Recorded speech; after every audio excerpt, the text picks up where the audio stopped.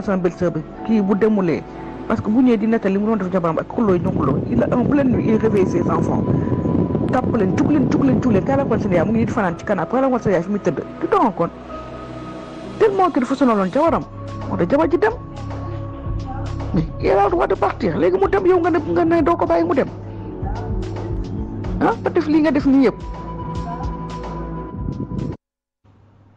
Ndeysaan bëgguñ sax mu yegg ngir liñ ci wax yëpp ci biir ah mais c'était juste pour ñëwaat ci histoire u docteur Falla Faye Falla Faye mi nga xamante ne je pense que dentiste la woon faat ñetti doomam parce que buñ ne rien que fii rek ñu ngi xool tey gis nañu ne 143 suicides moo am maanaam nit ñu faat seen boppam mat nañu 143 personnes mais docteur bi tey jii dafa nekk cas boo xamante ne Sénégal yëpp ñu ngi koy waxtaanee muy koo xamante ne tiim say doom faat leen te am na autopsie bi loo xamante ne révélé na ko muy lu jéggi dayoo. ci nit ki ban état la war a toll ba mën a aussi tiim ay doomam faat leen muy mbir mu xaw a yéeme damay tàmbali ci doyen Mamatar doyen violence bi am ci réew mi mais gis nga aussi violence bi muy docteur Falla Faye mi nga xam dafa faat ay doomam ngir jafe-jafe yu mu am ak soxnaam. waaw jërëjëf Mass am na baat bu am solo bu mag ñu baax ñi daan wax ci ay crise bu yëngalee un ménage dañuy faral daan wax naan lu feeñ ci sëy nuyoo woon na ca ngoro la waaye dañ ko fayul kon nag boo xoolee kaddu yi jip des deux camps on sent nettement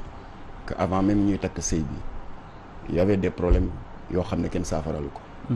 problème yooyu nag mooy dem di yéeg ba jur musiba bi waaye nag c'est l'occasion profiter seen antenne soññ suñu mbokku internautes yi pour ñu sàng sutura ñaari njaboot yi ndax ñu ngi jàpp mbir mi di ko ŋawtee ñii féete fii di wax di dal ca ñële ñii féete fee di dal ca famille bële nañu respecter le deuil de la famille Diagne et Paye ndax ñoom ñëpp am mettit ndax ñetti xale yi faatu ku góor ki moomu leen ku jigéen ki moomu leen ñaari njaboot yi ñoo ko bokk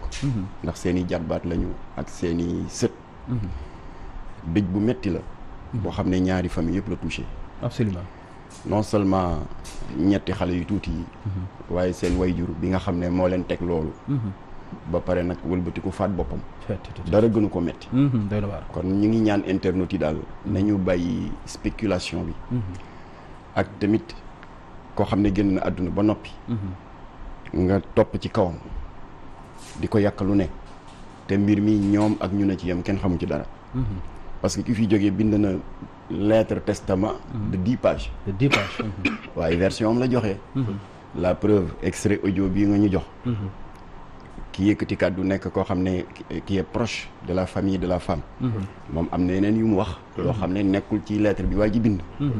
voilà kon nag li tubaab di wax rek c'est la parole d'un camp contre la parole de l'autre camp kon nañ ci maanu te ñaanal leen ñi ñoom ñeent ñi fi jógee yàlla àtte leen ci yërmande bi waaye yaakaar naa nag ginnaaw li ñuy wax naan lu feeñ ci sëy nuyoo woon na ca ngoro la dañ ko fayul yaakaar naa que c'est l'occasion de poser le problème ci conditions yi ñuy tasee sëy yi parce que tribunal mooy tas sëy yi léegi bu ñu fàtte nekk ñii dañu nekk en instance de divorce ba tribunal daal di jox femme bi la garde des enfants te kii d'accord ci woon la preuve bi muy def mbir mi dafa naxanteeg ñoom ne dama leen di yóbbu sali pour bégal leen ñu jox ko xale yi rek ndeke mari day taal yi keroog leen di mujj gis kon tribunal jot na ñu xoolaat le juge de paix atte yi muy atte ci wàllu sëy ba tax na dafa feeñal la nga xam ne en 80 81 82 Jamra àndoon na ci ak sëñ Cheikh Mbacké Gaynde Fatma ànd ci ak sëñ Abdoulaye Sy Dabakh ñu doon xeex contre le code de la famille bi le juge de paix di sukkandiku léegi pour di atte ci yëngu-yëngu yi am si sëy yi parce que code de la famille bi dañ ko bind ci anam boo xam ne dëppoowul ak suñu valeur ndax bu njëkk ba maa ngi fàttaliku ñun bañ nekkee tout tànk dëkk fii ci au plein centre ville weti Zawiya Seydi Hadji Malick Sy rue Assane Ndoye angle Lamine Gueye par alxames daaw ñu jàng école waaye si suñu copte dañ daan dem tribunal musulman y avait un juge musulman foofu ci wetu rue Glaçant angle Lamine Gueye daan atte dossiers yi nag da daan bëri ay audience publique la daan doon kii dafa amee bor diw te fayu ko conflit de voisinage kii da doon yëkkati miiram kële ne ko du ci dal ñaari voisins yi di xeex waaye itam ak i problème mu sëy waaye lan la juge musulman bi daan def bu àttee dossier sàcc yeeg dossier amel nit bor te fayoo ko ba yooyu jeex bu dossier sëy yi ñëwee dafay naan greffier bi il faut évacuer tous les enfants ñun ñëpp dañu daan dàq ñoom ñu toog ci sutura woo ñaar ñi jote ne ko yow lu tax nga ne da ngay ñaan baat ndaw si wax raison am du ma jox dund gu doy wala du ma xottil lu doy dama rafle ñu ne waa ji kii lan moo waral mu ne doyal na ci sëy bi kooku tam jox version bu ko defee juge musulman bi la mu daan njëkk a def mooy def tout pour sauver sëy bi mu bañ a tas et le plus souvent juboo daan na am léeg-léeg juge musulman bi ñu di ko wax le xadi condamné jëkkër ji ne ko léegi sas nañ la loolu naka lañ koy sax li ñuy def retenu à la source la bu fekkee condamné nañ la fàtte naa nu mu tuddee léegi alors sas nañ la pour que nga di ko jox à la source de ton salaire tous les mois ñeenti junni wala juróom benn juróom la nangam bu ñu d'accord ñoom ñaar ñu signé waaye juge bi daawul yem ci loolu dafa am benn greffier bu mu leen di booleel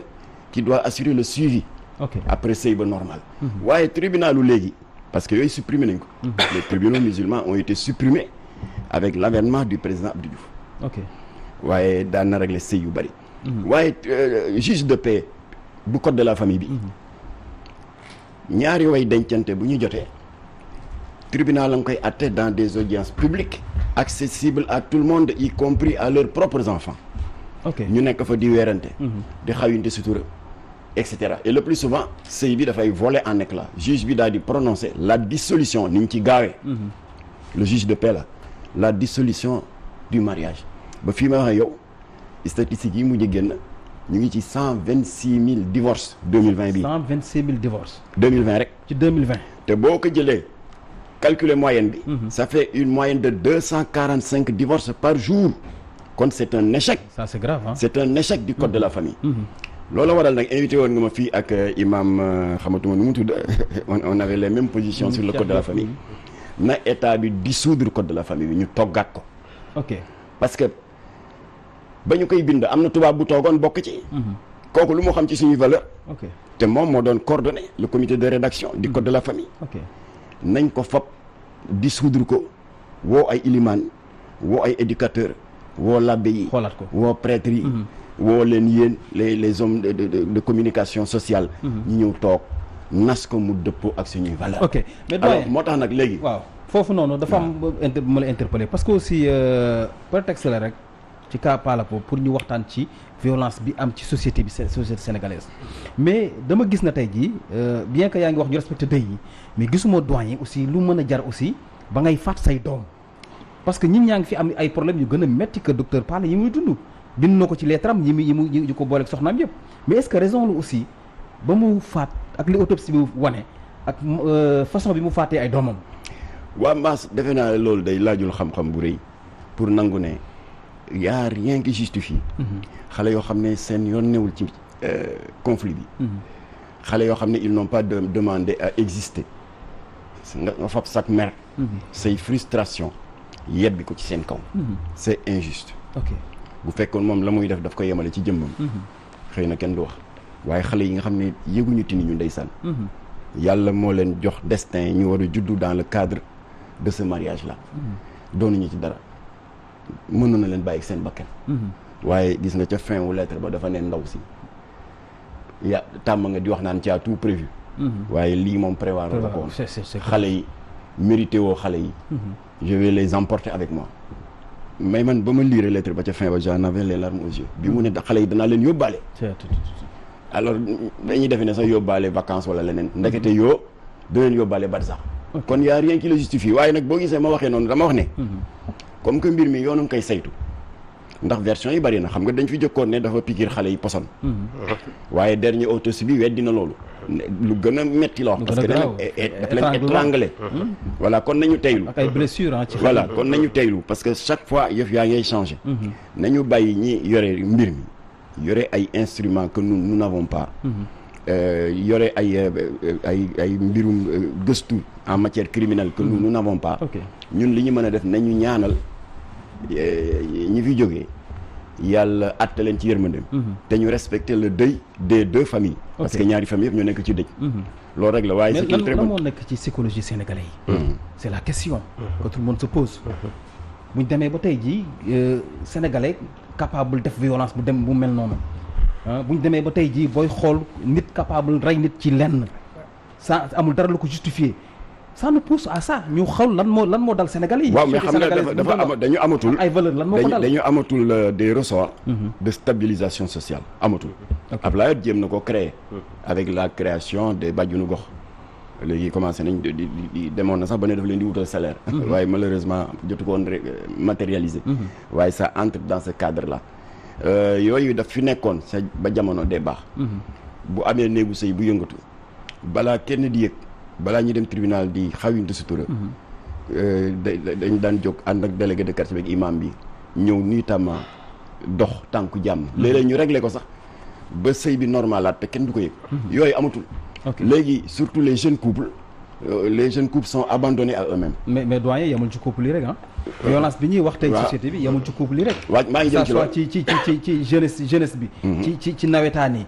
ci politique bi que ça soit aussi ci l'école ba da nga ko fay gis waaw mais mariage yi aspect la ci violence bi ñuy déplorer dans le champ politique peut-être loolu nga ubbee sa waxtaan waaye terewul à un large niveau gis nga fi mu ne maa ngi dégg un responsable du ministère des sports mu ngi commencé artu et il a très bien fait parce que ñu ngi jëm ci nawetaan te raar na nawetaan jeex ñu ne bakk ndotul voilà kon nag yooyu yëpp dafa laaj penco dafa laaj ndëpp comme ni ko suñu amul muy di waxee ndëpp collectif la kay ñi jëm ci cette solution parce que kenn amul solution ku dul suñu borom subhanahu wa taala waaye ci kaw nag ñu sabablu ñun ñëpp ngir waxtaan am ok jërëjëf doyen jërëjëf damay ñëw ci Abdoulaye Gueye moom nekk agent ministère de la santé li tax sa teewaay fii c'est parce que laaj nañu saytu xool ba xam psychologie sénégalais yi lan moo ci xew c'est le Sénégalais qui est violent wala lan moo dal société sénégalaise bu ñu dem tey ji ba violence bi àgg ci benn niveau bi. waaw merci monsieur Mboup maa ngi lay préciser que agent ministère de la santé la mais maa ngi hôpital Albert Royer. ok bu Fann. waaw. alors Sénégal heure bu coow jugee instant bi ak capacité manipulation réseaux sociaux yi. ni ko doyen sama doom baay waxee boo deful ndànk rek. doo xam li xew. ok moi j'ai pris mon temps à me lire la lettre. du docteur Paye Falla Paye 10 pages la comme ni nga ko waxee j'ai pris aussi le temps d'avoir le rapport de l'autopsie du docteur Ibou Thiam bu hôpital La Dantec ok bi ma paree mbir mi dafa gën a garaaw gën a profond que niñ ko foogee woon sax ah bon ah oui ok parce que ñetti xale yi di Mohamed am fukki at ak ñett Ndey Fatou fukki at ak benn Caali juróom-ñetti at moom seen papa am juróom fukki at ak juróom 55 ans alors lañ doon wax ci empoisonnement piqûre rek yooyu dara amu ci rapport bi li mu wax étrangulation la wax maanaam da leen a xoj kenn ka sax ku góor ki moom am na ay jam-jami paaka yuñ fekk ci yaram bi mën naa am da doon résister on ne sait jamais mais en tout cas loolu la rapport bi génne. ay jam-jamu paaka nga wax. ci rapport bi donc mbir mi. là c'est plus grave demoon na. en tout cas jam-jam lañ wax xaw ma paaka. xaw ma safla en tout cas daal jam-jam fekk nañ ay blessures ci yaram bi. te comme étrangulation la mën na am dafa am beneen moyen. bu gën a aggraver drame bi. ba tax nag may wax ni moom li mu wax ci fin lettre am. nee na soxnaam bi mu tàggalikool mérité wut seen deret bi jaxasoo woon ba jur xale yi continuer di circuler ci àddina bi. amul descendant. waaw moo tax leen a supprimer. les 3 te ñooñu les enfants n'ont pas demandé à naître ils n'ont pas demandé à naître c'est des innocents. loolu mu ci gën a dramatique moom mi nga xam ne moo def loolu doomu adama sénégalais la liñ mën mooy ñaanal ko yàlla jégal ko waaye nañ bàyyi xel aussi ndaw si. avant ñu ñëw ci ndaw si. waaw parce que vraiment est-ce que waa ji wéroon na est-ce qu'il avait toute sa tête parce que aussi nit ku wér est-ce que dina fas yéene tiim say doom di bëgg leen a rey ak la manière. bon bu wér ak bu wérut yëpp man jàpp naa ne bi mu koy nekkul ak sagom ànd ak sago parce que nit ku ànd ak sago moo tiim ñetti doom yoo jur di leen génne noonu àddina. ok moom wér ak ñàkk wér loolu peut-être su fekkoon am nañ un psychiatre. avant muy kii wala mu daan dem di soigné wu dinañ xam. mais pour l'instant ni mënoo ko xam. mais li nga mën a xam daal mooy atrocité drame bi moom. egg na ëpp na dayoo ba nga xam ne nii vraiment boo ko liiree di nga am lu métti sa xol. alors maa doon wax sànq ni la ndaw si nañ ko bàyyi xel parce que moom mi ngi ci kaw suuf ñee dem nañ. yàlla leen yàlla yërëm. mais ndaw si. pertandoo traumatisé pertandoo. koo sëyal fukki at ak juróom. ak ñett ñi nga jot am ci àddina yëpp ci benn fan. samedi 6 novembre boobu loolu tey su fekkee ni famem encadré wuñ ko sol ko un psychologue wala ay nitu diine yu ko delloosiwaat ci maanaam mu gën a dëgër ndaw si moom dundam fi ñu toll nii dafa yàqu elle ne tiendra pas donc famem vraiment am nañ rôle bu am importance bu ñu ci war a jouer léegi nag loolu dafa nekk prétexte pour ñu mën a xool lan moo indi cette violence inouïe bi nga xam ne moo am ci société sénégalaise bi amatul tolérance réew mi kenn déglatul sa morom sooy wax ak nit sax dafa mel dafa amoon réponse préparée boo xam ne moom la lay sànni rek pare ci alors Sénégal société bi dafa gaaw a évoluer trop ci violence te nit ñi seetluwuñ ko bàyyiwuñ ko xel am na ay facteurs exogènes comme am na ay facteurs endogènes li jógee bitim réew mën nañu jamono bi moo toll foo xam ne tey capitalisme bi nga xam ne mooy gouverner àddina bi dafa sauvage dafa créer ay déséquilibre yoo xam ne dafa jur ay tension ba pare créer individualisme doomu aadama yi amatuñ voie de recours amatuñ ay toit nit da daan am problème amatuñu cislaay amuñ cislaay da nga am problème boo tourné sa biir famille rek ñu réglé ko fa mais on assiste à l'éclatement des cellules familiales communication amatul ci biir famille yi aggrave kii bi facteur réseaux sociaux yi ak tig yi aggravé ko parce que léegi famille yi foo dem ku nekk mi ngi toog di connecté wu les gens ne se parlent plus, il n'y a plus de communication.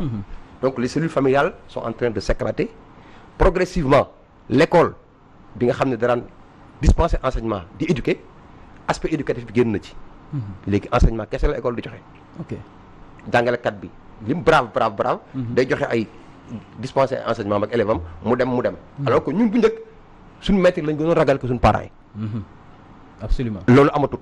donc nga ñëw ci diine ji. ñun ñëpp ku ci nekk da nga amoon toit ci famille religieuse boo xam ne fa nga daan laqatu boo demee ba jaxle ba amatoo sax solution da ngay dem ci sa sëriñ wala nga dem ci kilifa diine mu delloo si la. léegi nag de plus en plus loolu dafa commencé gën a manqué. am na ci ay daayira nag ak ay mouvement yu jàmbaare. mais ñi ngi assister aussi ak yeneen phénomène ci biir diine ji. yu juddu ay mouvement à gauche à droite yoo xam ne aussi dafay gën a perturber les gens. indi wuñ solution mais dañuy créer problème. déggoon nga waa ji noonu day xar géej gi. ak ka ne woon kon laa ne moom yorente la am na téere boppam. ak ci yeneen phénomène yu doy waar. yoo xam ni ñetti institutions sociales yi nga xam ne ñoo waroon a encadrer nit. pour mu jógee cadre doomu aadama nekk nit mooy famille di école di diine bu ci nekk dafa tombé ci crise boobu. ba nga xam ne sénégalais yi léegi bëreetuñu recours. dama lay relancer en cas de problème. ci par rapport aussi. ak li nga wax moom solo loolu. muy femme bi nga xamante ne perte na ñetti doomam. parce que kooku dafa jar a sóoraale. mais dañu gis ci réseaux sociaux aussi ñu bëri jël commencé yàq deram di ko yàq keteme. di ko charger encore plus. mais acte bi aussi bi waa ji def. ñëpp jàpp nañ ne parce que exemple la ci rek. mais ci suicide yi ñu ngi koy wax léegi 143 suicide tey jii. mais loolu dafay firndeel na tey li ngay wax ci société sénégalaise bi. fan la ñu jëm ak violence bi. waaw xam nga mbiri sëy moom ànd dagan na taqali ko dagan. ànd bi nag moo gën. mais boo demee ba taqali ko war a am warul am violence na ku nekk taqali ko ci jàmm ku nekk uti sa morom. loolu lañ jàpp. maintenant violence boobu ngay wax profondément dafa xaw a doy waar. parce que femme bi pour nga charger ko problème la parce que couple bu amul problème amul mais kenn xamuloon na ci biir à part comme ni ko doyen waxee li waa ji bind ba fi ak li version bi beneen famille bi joxe. ok donc munoo tey bëgg a jël mbir mi xëpp ko soxna si te yow xamoo woon lu xew ci biir. foofu aussi dañ ciy mandu. ok li nga mën mooy nga ñaanal ki dem ki fi nekk ñu dimbale ko encadré ko. pour mu amaat ay force am mën a dundaat dans la société. leneen li mooy ñu jàngat ci wane ni cas yi nga wax noonu yëpp. ok li ko waral mooy intolérance. sénégalais amatuñ tolérance léegi. gis nga ay nit bu ñu nekkee ci société di évoluer il faut ñu nangu différence bi. bokkuñu culture. bokkuñu ngëm-ngëm bokkuñu diine bokkuñu aada bokkuñu fu ñu jóge. donc il faut nga nangu ni yow li nga gëm te mu jaral la lu ne keneen ki am na droit gëm leneen mu jaral ko lu ne. ok ngeen war a yéen ñaar mu daarante. pour mën a vivre en paix en société. intolérance rek moo ko jur. kon échec la sur le plan éducationnel. absolument. ok merci monsieur Guèye. ma ñëw ci Amadou Ba bu Pastef Amadou boo gisee.